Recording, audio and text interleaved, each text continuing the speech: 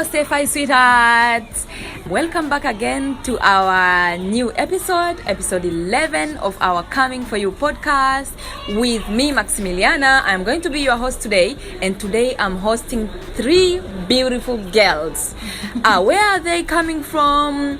Who are they? They are going to tell you. I'm so excited because they came here in Galway to visit us. My excitement is coming from the fact that Pabolo is now finally here in Galway, as she promised that she's gonna come to Galway to visit, and now I'm so happy that she's here. So Pabolo, please let people know how exciting this trip has been and how happy I am. Am I not happy seeing you? Yay! I can't even put it into words how exciting it has been so far. Everything has just been amazing, guys. Galway is the place to be all the time, every day. Very nice. I'm so glad you liked it. How was your trip here? Like, how did you see the trip and stuff like that? Well, maybe the trip was a little bit shaky by the fact that it was hard to identify the bus. But I think it's because of lack of familiarity of how the buses work over the side. Otherwise, the trip was okay. It was really okay. Yeah. Okay. I'm glad the trip was okay. Hello, I'm Lerato. I'm studying in University of Kent. I'm from Lesotho also. I've had a blast here in Galway.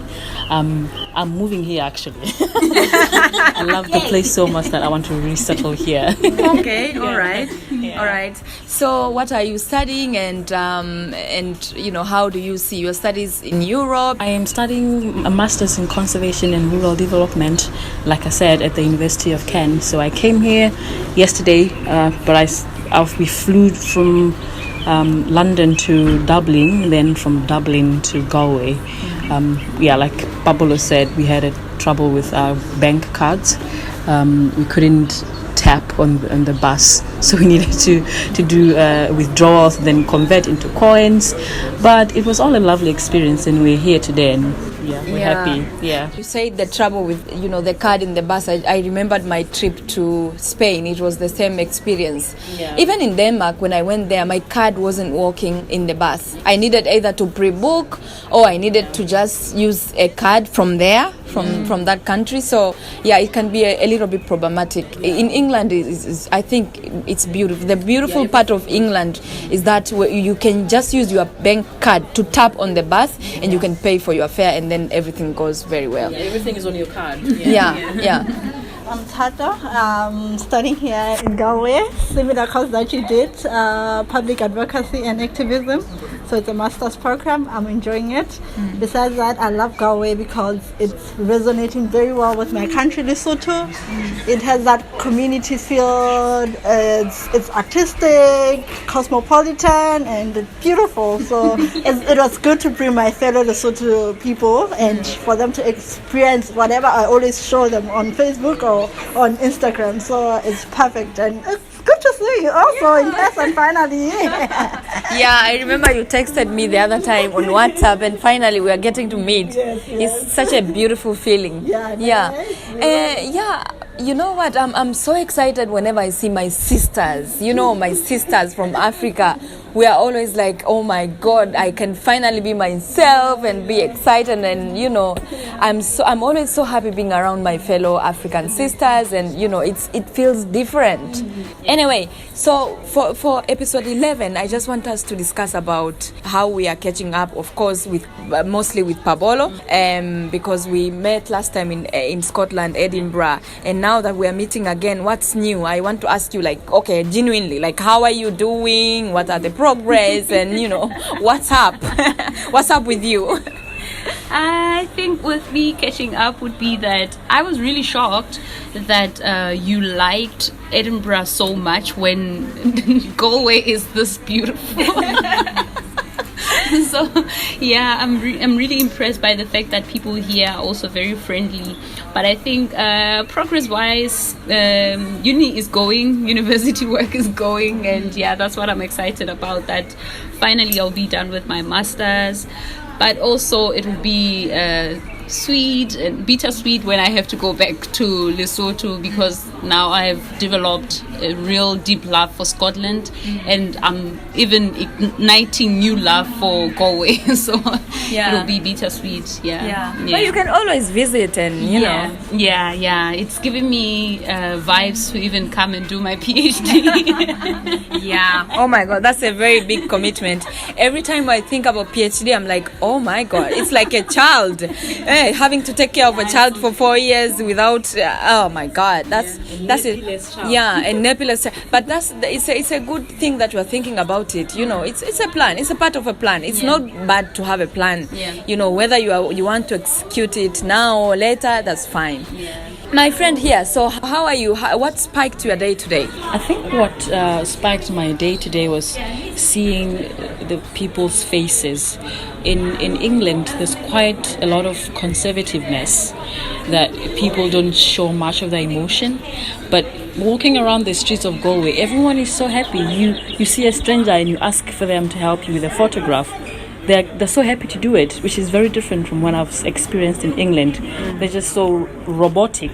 Yeah. Yeah. Okay. But Galway, the people are so friendly and they're laughing around, and that's a highlight of my experience here, and also comparative to England. Okay. Yeah. Okay, I see that.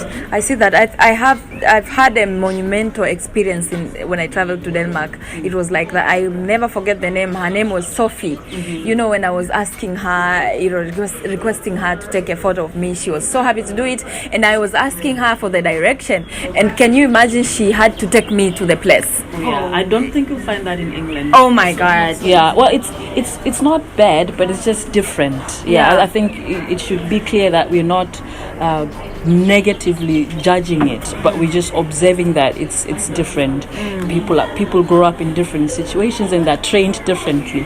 But I liked this one better. I liked Galway better because I come from a culture in Africa where people are so friendly and welcoming, and so that's more familiar to me than the English culture where everyone is so reserved and to themselves. Yeah. Well, that makes the two of us. That's why I'm here in Galway, and I don't think I'll leave. It's beautiful to live here.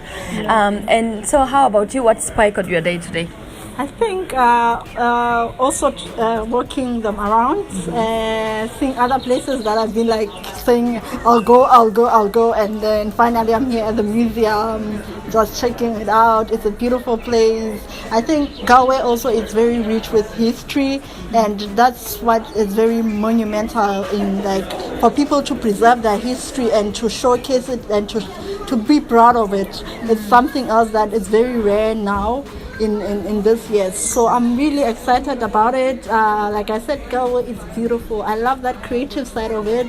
We saw the market. The market is it has a diverse population of farmers, artists and everyone. So seeing that, and also seeing the buskers outside singing it's either traditional music, new pop music, and all that. That combination is just making it very beautiful and amazing and very unique. So everyone who will come to Galway will give you a different experience, but we have similar perception of it. Like, the way we saw it, someone will say, I love how people smile. Another person will say, I also love how people smile.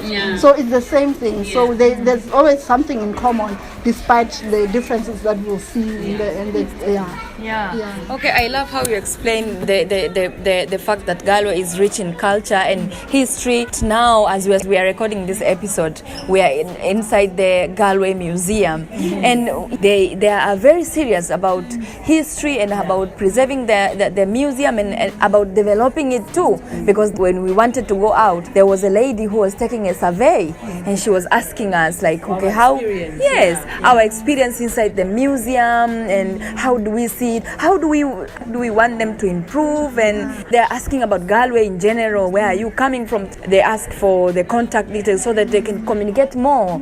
And so that's how it's supposed to work. I think also that shows you how they take serious of their work. They're serious of tourist sector in this in Galway. So I think it just shows you that they're really serious and that they want to improve, they want to make it better. For 2 or 3 years, Galway will be different, but with that cultural aspect of it, it's still going to be the uniquest place in Ireland. And history, as much as history is very good, it can be very delicate. If you don't take care of it, you are going to lose it. So I really like the fact that they're very serious about preserving their culture, history, and museum and stuff like that. And also they're very welcoming for us tourists. I still call myself a tourist, you know. Even though you've been here for like how many months? 2 years. I've been here for 2 years. 2 years. Yeah. You're now a local. I'm a local. Oh, so Pabolo, please tell me something you want to add, because I think I'm so thirsty. I feel like we've not had enough time to talk and to catch up very well. Yeah, I think the thing with me is that when I'm too excited, I run out of words. So I'm very excited, but I would like to thank you so much for also coming over to show us around. It's also very important that when you go to a place and at least you know one person to show you things that you might miss, because when you go by yourself, you don't even know that something is monumental to the people until you're with someone who tells you that. So we didn't even know that we were at the Spanish Arc. We just knew that and we also went to the Latin Quarter, and then we didn't know just by the corner that there is a museum. So being with you today and also being with Thato, who's been welcoming us, she literally gave us a hotel. Yes, so network, and the way I met you through a friend, and now you're a friend, and now there's a lot of friends, and now it's like a circle of people that know each other. And apparently you also have a lot to share with Thato, and now there's Lerato. So I'm very happy. And the thing that you were talking about now, about how delicate and how important it is to take care of our culture, I realized that now in the museum they even have buttons, like pins. You can imagine how small a pin is and how small a button is, but I've been keeping it for years. Wow. So I think it should be a lesson also for our African countries to take good care of our culture, our history, the things that mean a lot to us. Even if it's small, it can really mean a world, and it can really tell people about who we are and where we come from. In 100 years, it will be valuable. Yes. So I'm so excited. I'm excited and hoping that maybe the 4 of us who are here, this could be a lesson, and we are probably going to plant it somewhere when we go back to our African countries. I quite agree. So I would also say thank you guys so much, because recording something like this, I never take chances. Whenever I meet beautiful people, I'm like, we have to have a memory of this, and we have to also share with our CFI official podcast listeners. We call them CFI sweethearts. I have already established a very beautiful relationship with my listeners. That's why to me they are my sweethearts.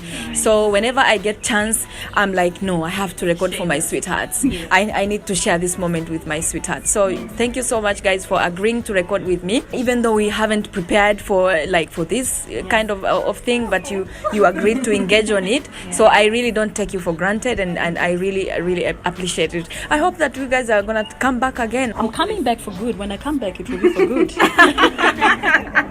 All right, CFI sweethearts, today I'm going to give you a gift, and this gift is from one of our friends, and it's the song she sang about the experience that she had in the Eastern Africa. And because I'm coming from East Africa, I just said I should record this song and share it with you, CFI sweethearts. Enjoy it.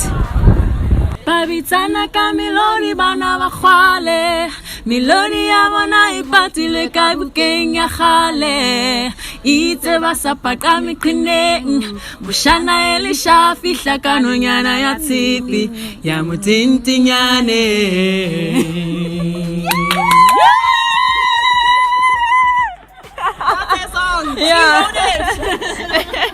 All right, thank you guys, and I'm also encouraging you, CFI sweethearts, to subscribe to our YouTube channel and follow us on Instagram, and now we have a TikTok account, you can follow us there. So just search CFI official podcast, and you'll find us there. Bye. Ciao.